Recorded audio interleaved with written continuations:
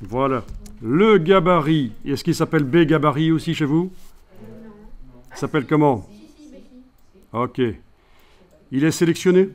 D'accord. Vous allez dans le menu de la palette page. Option de gabarit.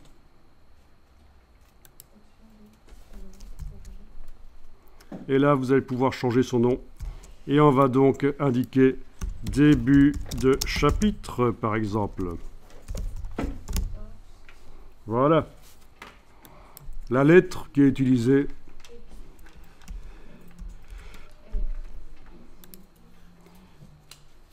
J'ai mis 3 lettres. DDC, début de chapitre, par exemple.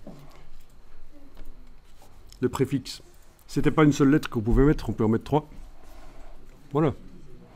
Encore une fois, si vous travaillez avec certaines personnes, il faut se mettre d'accord sur la nomenclature, sur la manière dont vous nommez les choses. Bon, ben on va appliquer ça à...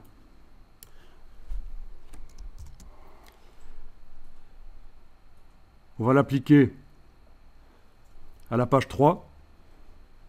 Vous déplacez simplement ça sur la page 3. Et voilà, sur la page 3, on a ça. Pourquoi sur la page 3? Pourquoi pas sur la 2? Ben parce que je vais considérer que la première page, c'est la couverture. Je tourne la couverture, j'ai une page blanche. Je tourne, j'ai un début de chapitre. Parce que je trouve que ce serait bizarre directement, quand on ouvre la couverture, d'avoir le début de chapitre. Je vous rappelle qu'on est avec un document seulement recto.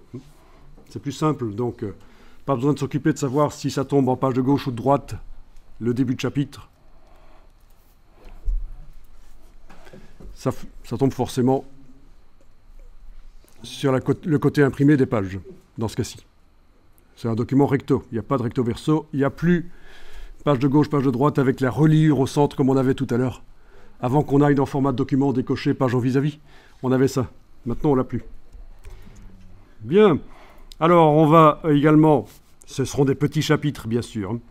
On va également mettre ça sur la page 7. Donc, vous prenez ça et vous le déplacez sur la page 7. Voilà.